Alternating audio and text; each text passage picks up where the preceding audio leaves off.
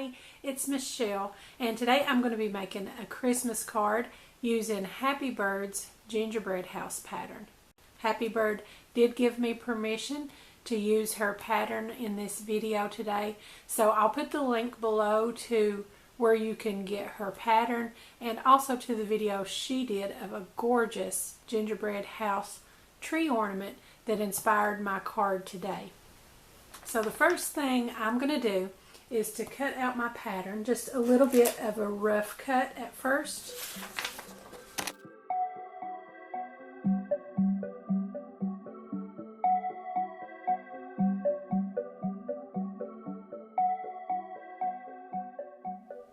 But the first thing I want to do is to stamp my sentiment. I want to go ahead and get that out of the way so that that's done, because I want to make sure that I work around the placement of my sentiment when I place my gingerbread house and other things onto the card. So I've got a snowbank here cut out from white glitter paper, and that's that I got at Joann's, and it is the Coordinations cardstock in the color Opulent Opal, and it makes perfect snow. I just love that cardstock. And believe it or not, I'm going to be heat embossing my sentiment onto glitter cardstock. And I tried it ahead of time just to make sure that it was going to work, because I was really afraid that it wasn't. But I did a little tester here, and I hope you guys can see that. I think it turned out beautifully. So we're going to try it again on our snowbank piece today. And I just cut that out using one of my Hillside Border Dies, and I'll leave you guys a link to those also. Okay, so the key to keeping that embossing powder from sticking everywhere else that you don't want it to stick, which it will really try to grab a hold in between all these little glitter particles on here. So I'm going to use my anti-static powder tool. And I'm going to make sure to really powder that well and kind of just scrub around and make sure that we get that anti-static powder all in that cardstock between all those little pieces of glitter. And if it turns out as well as my tester, then we're only going to have that embossing powder to stick where we stamp with our Versamark ink. I'm going to line that up in there and put a magnet there to hold it, and one up here in this corner. And I'm using my Merry Christmas sentiment from my stamp set that I almost always use a sentiment from. I really need to get more sentiment stamp sets. But this is my Hero Arts Celebrate Every Day stamp set, and I'm going to be using the Merry Christmas. And I have used this stamp so many times. I really don't have another Christmas sentiment, so I wanted to be able to do it a little differently and maybe not have it look exactly the same as it always does. So I'm going to try to mask off Christmas, and I'm going to stamp Merry only. That way I can stamp Christmas out from it rather than below it, and have my sentiment all in one line.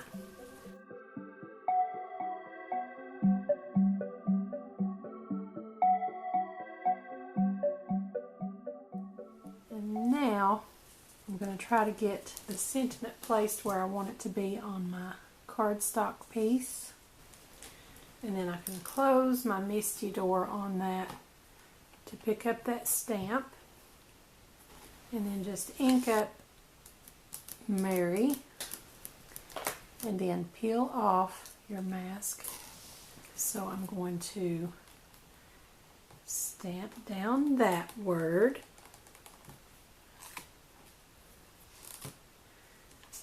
And see how we did. And I've got just a piece of typing paper here.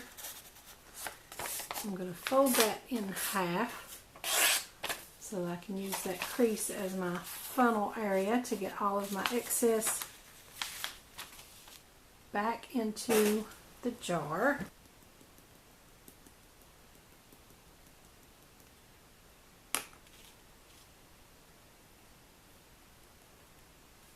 I'm just going to flick it with my nail to get all that excess off of there. And I see a little bit there where it shouldn't be below the word. I'm going to try to brush that off. If I get that off of there before we hit it with the heat tool, then it's not going to cause any problems. And I'm going to let my heat tool heat up for just a minute, 20 or 30 seconds, something like that, and then melt that word before we move on to the next one to make sure that we've got it set.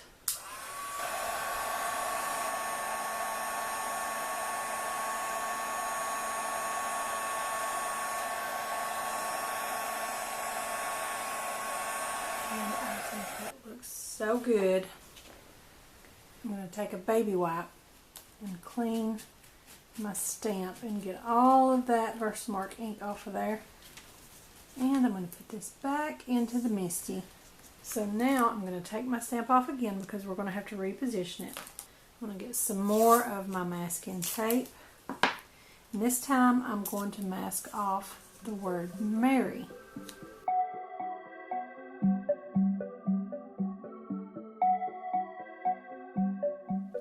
And then I'm going to position Christmas and then close the Misty door to pick that up. And this time we're only going to ink up Christmas.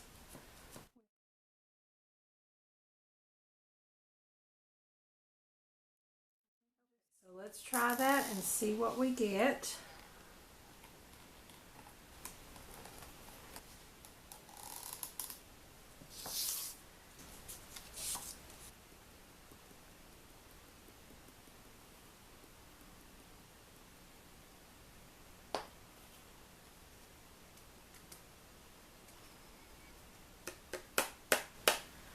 So I'm going to go ahead and get all of my excess back in the jar.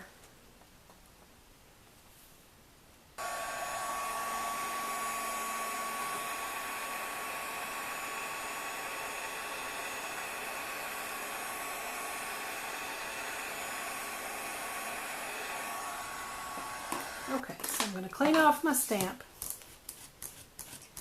Put that away, put my Misty away. And we can get started building our gingerbread house, which, by the way, I chose this color, this brown color, for my sentiment. Let's see, it's called Hot Chocolate by Nouveau, and that's exactly why I chose it. I thought it was sort of a chocolatey color, and I want everything to look like sweets and goodies and candies. And I've got a sort of Kraft colored card base here, and I thought I would do a top folding. I haven't done one of those yet, and I thought they'd be a lot of fun. I like them also because you can stand them up. If your image is oriented this way, then it's really good to be able to stand that up and display it. And this is the way that my gingerbread house is going to be sitting. And this cardstock is the Coordinations, again, in the color Peanut Cluster. And I'm going to mat that with a piece that's 4 inches by 5 1/4. So that I'll have just a little bit of a border all the way around. I think it's going to be really cute. And this is sort of a minty color. And here's why I wanted to go ahead and do this first before I adhere it on here. I think I got my Merry Christmas sentiment at a little bit of an angle. So I can line that up and make sure my sentiment is straight with the edge here. And then just scoot that down. And maybe I can kind of cut the difference off at an angle there, and my sentiment ends up being straight.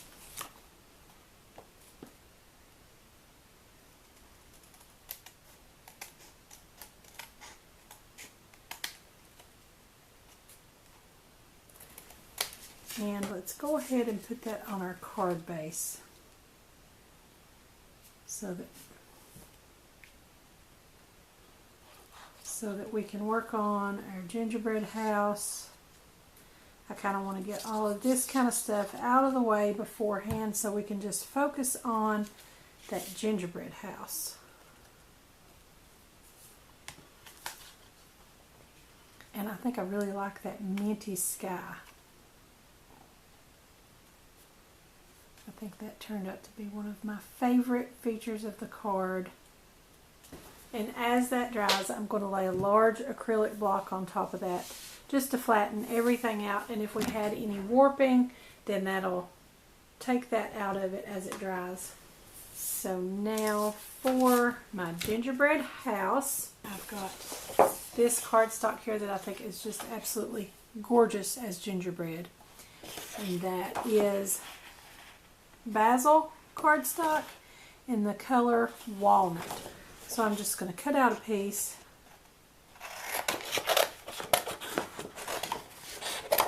that's smaller and easier to work with. And here's what I'm going to do. I showed you all before that if you have a symmetrical image, which all of these are, so it works out perfectly for me. This front side of my cardstock is textured, and that's my pretty side that I want to show. And when I stick this onto there with double-sided tape, whoops, that's not my double-sided. Here we go. When I stick that on there with the double-sided tape, it will peel off the front layer of my cardstock.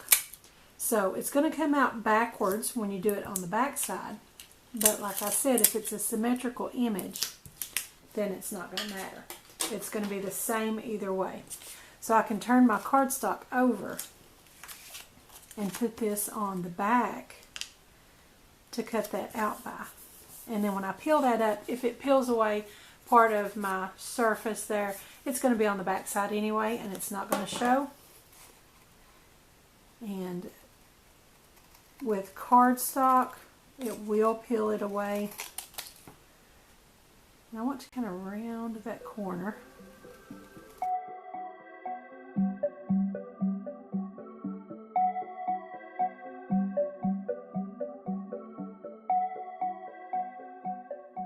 Peel this off of here now. And see how it's peeling up part of that. Be careful because you still don't want to lose thickness or anything. You don't want to peel a lot of that away. But it does ruin the surface. So if we had put that on the front, that would have destroyed it. Actually, if you wanted to, I guess you could just leave the tape. It would just help to adhere. And now for my snowy roof line, I'm going to use that same snowy cardstock. I'm going to cut real close, even for my rough cut.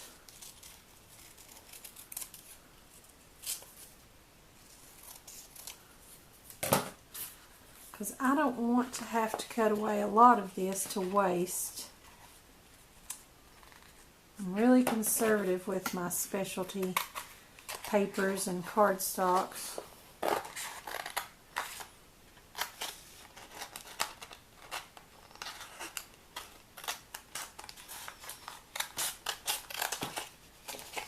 And again, I'm going to tape that onto the back side. And my tape is a little wide. I'm just going to fold it right in half. It is double-sided after all.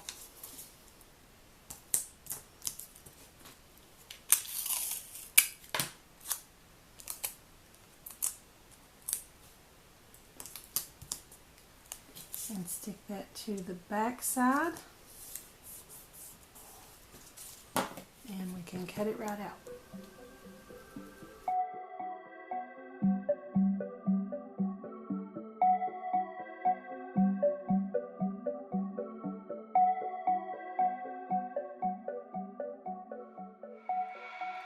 Pull my pattern off the back of that.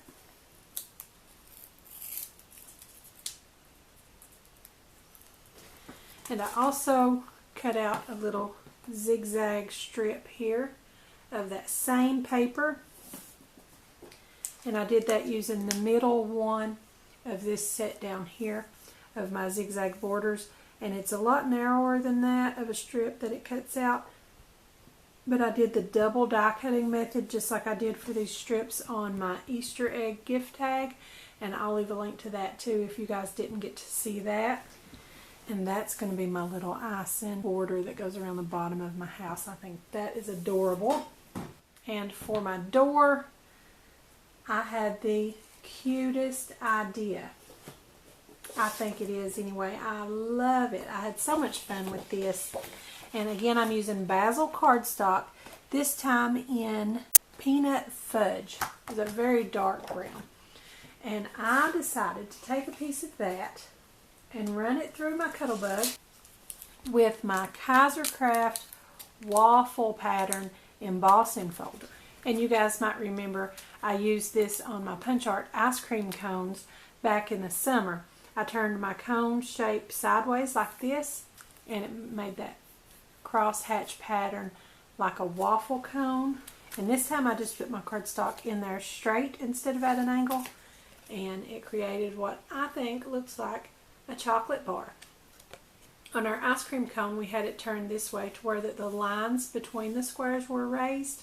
For my chocolate bar, I'm flipping it the other way so that the squares are raised, and it'll look like the squares of a chocolate bar. And I thought that was so much fun. So I thought I would use a chocolate bar as my door. I thought that would be so much fun. And what I decided to do was to go ahead and cut this straight up through the grid of the pattern here. I'm so sorry guys, my camera battery died and it just stopped on me. I'm not sure how much of the other I got recorded, but I cut out my chocolate bar to 3 squares wide by 6 squares high, and I'm going to start with that as my door. And I'm going to go ahead and cut out my pattern right to the line. I'm not going to start off with my rough cut piece this time, because I want to see exactly how I'm placing this so that my squares are even. I'm going to tape that onto the back side of my chocolate bar. And if you guys wanted to, you could cut this down to probably 3 by 5 squares and just go ahead and have a rectangular door. It'd be about here probably, and it would look more like a chocolate bar. But I really love that arched door in HappyBird's pattern, and I wanted to recreate that on mine. I'll just tape that to the back side of my chocolate bar. And then I'm going to cut right along that curve.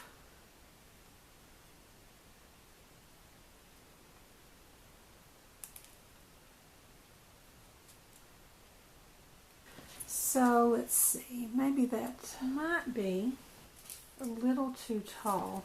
I'm going to cut that a little lower, just a fuzz lower. Okay, I think I'm happy with that right there. So one more thing. I was so happy with my little chocolate bar idea, but when I put it on there, it looked a little plain. So I wanted to border it a little bit. My first thought was the white gel pen to look like icing, because that's what you would do on a gingerbread house, but I decided instead to put a little bit of a copper border around that. And I want to do that because I've got a copper trim around some other things, some stickers that I'm going to be putting on it later. And I'm just going to go around and just guess at it and just leave the tiniest little hint of a copper border around my door.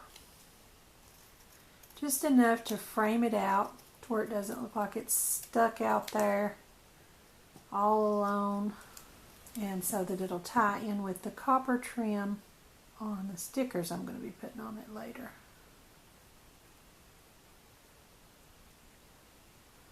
So just take your time, trim it carefully.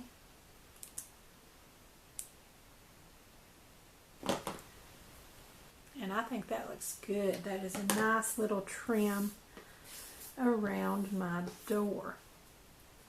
And I'm going to want this up on some foam tape. I'm going to go ahead and put my foam tape on there, and I'm using my Dollar Tree tape again. I'm going to put that foam on there, but I'm going to leave those backers on until we get ready to place that. I'm also going to put this on foam tape.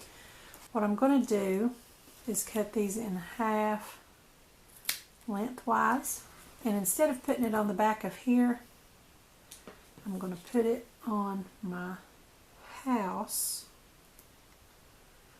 right up to the edge. And I think I'll go ahead and put my roof line on. So I'm going to line that up on my grid to help me get this just right. I think I'm going to get a hold of it with my tweezers just to be sure that I'm getting it straight. And I love that dimension on there popped up on that foam. Okay, so the reason that I'm not putting my door on yet, rather than putting a piece of my icing trim over here and then another piece over here, I can just run one piece all the way across and then stick my door on top of that. And that's going to make it so much easier. So I'll just put my art glitter glue on there, enough to span across the front of my gingerbread house.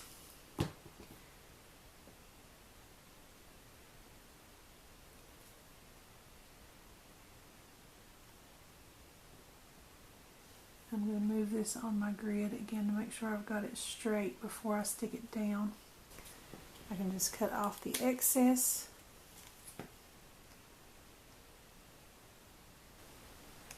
And there's one more thing that I want to do to my door. So I'm going to bring these in. I'll show you in just a second how I came up with these pieces. So I've got two of each color. I'm not sure exactly how many I'll use, but those came from my glitter heart stickers here that were just the Sticko by EK Success that I got at Walmart. It's been quite a while back, but I believe these are still in the store just exactly like this, so you may want to check your local Walmart or even walmart.com. If I can find a link to walmart.com, I'll go ahead and include that for you. But what I did, I wanted to take these hearts, and my first thought was to turn them like this and let them be gumdrops sticking out from the edge, just hiding that top part of the heart. But the bottom part sticking out was a little too pointy, I think, for my taste to be a gumdrop. But I really loved that sparkly glitter finish, and those colors just look like gumdrop colors. So I decided to do it with ovals, and I just took my oval hand punch here, and I just came in and just punched out from my heart stickers. I even came at this pink one here from the side, wherever I could get an oval punch. And I really only had to make sure that I get one end of that oval intact. Some of them clipped it here and got the top V part of the heart, and that's okay. We'll hide that behind the door and you'll never know. So I want to go ahead and put those on my door, and I think I like the order here that they've got them in. So I'm going to go ahead and put them in order. Pink, green, red, blue, yellow, pink, green, red, blue, yellow. And we'll just see how many before we get all the way around the door frame there. So what I'm going to do is just put the tiniest little bit of art glitter glue around the border. And this is another reason I hadn't put my door on yet. I want to get these behind the door. So I'm going to start over here on the left. Trim that up a little before I start. Okay. And then I'm just going to take my tweezers and get one, making sure that I get the good oval end sticking out there. And that plastic backer is still on there, but that's okay. I don't need that sticky back anyway, because what I'm doing is gluing to the front of the glitter. around that back side of my door frame.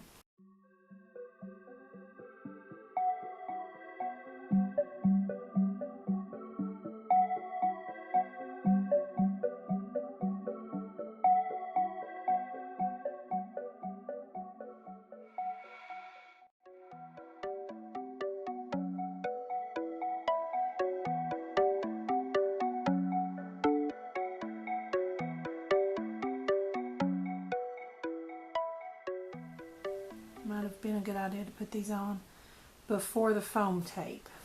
But now that they are on there, I think I'm going to go ahead and peel off my backers and put my door surrounded by gumdrops onto my gingerbread house. And I think this is so stinking cute.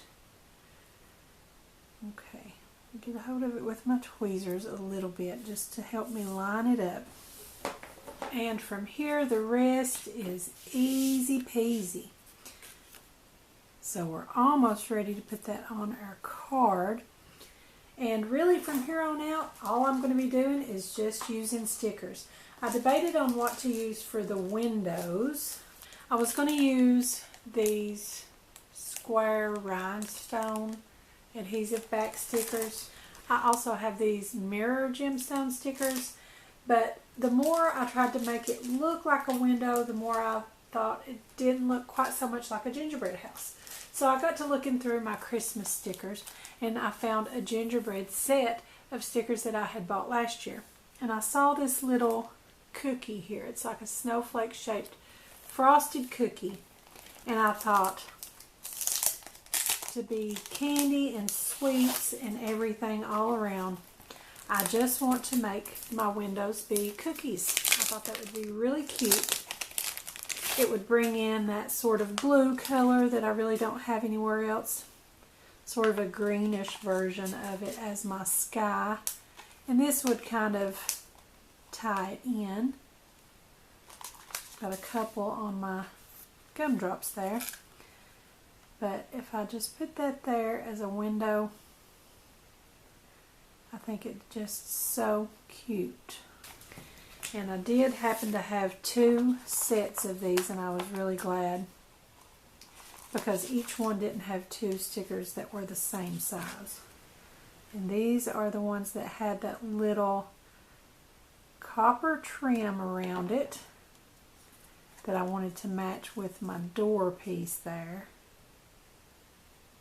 giving a little bit of metallic shine to the whole thing too. And it's got sparkle everywhere. And in HappyBird's gingerbread house, she had a heart-shaped window up here, and I thought that was really cute. But like I said, I was trying to go all candy, and I just found these stickers that I had gotten at Dollar General, I believe. Yeah, Dollar General. And they're just foam stickers of peppermints, candy canes, and snowflakes. And so I thought, I want that largest peppermint right up there in the center of my gingerbread house. So when I did that, that made me think, with this largest candy cane, I really wanted that to be a chimney.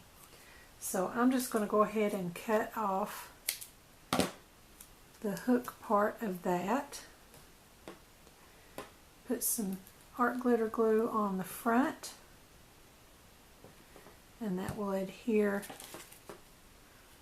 to the back side of my gingerbread house. And how cute is that little candy cane chimney? I just love that. I'm going to hold that on with my tweezers. And where I peeled that sticker off of there, it is sticky on the back. But we're just going to put the whole thing on foam tape, and that'll help stick as one of our pieces of foam tape. I'm going to get plenty of art glitter glue behind there, and a few of my foam squares. Peel off all those backers, and we are ready to adhere that down to the front of our card. just place it right in the center. And for my doorknob, I'm just going to put a little flat back pearl, a little tiny one. Just a tiny dot of art glitter glue to help that adhere. It is adhesive backed though. And for the top of the roof here, if you guys saw HappyBird's video of her ornament, she had a glittery bow up here and I thought it was so cute.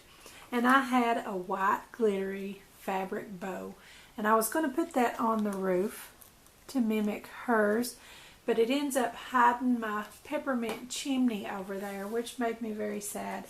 But I think I'll put this snowflake sticker right at the front there, and I think that will be very cute.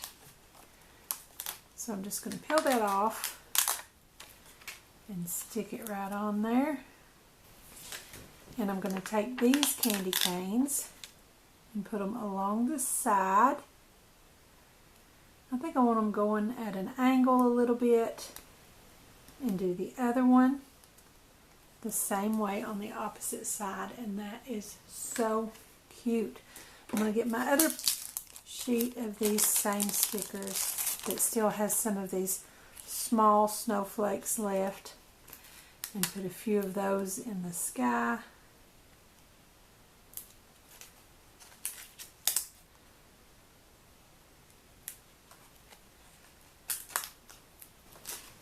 So I've got a white piece here, also cut to 4 by 5 1/4, that I'm going to put on the inside. And that's so that we'll have a light colored piece to put our sentiment on. I'm not going to stamp or write anything right now. I think I'll add that later when I decide to send the card. But I wanted to go ahead and get my white piece in there because I wanted to add just a few more stickers on the inside here and get that decorated a little bit too. I just thought that chocolate bar idea was so cute that I cut out another little piece here that just looks like a full candy bar. I cut it 2 squares by 4 squares, and I thought we would just put some little candy pieces along the bottom of the card.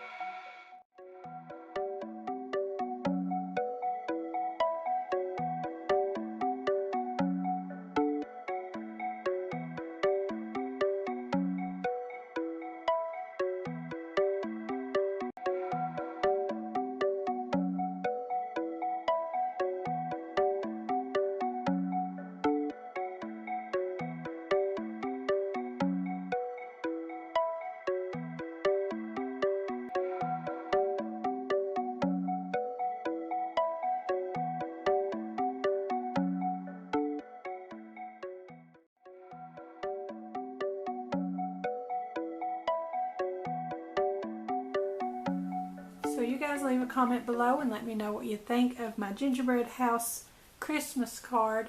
I think it turned out so cute.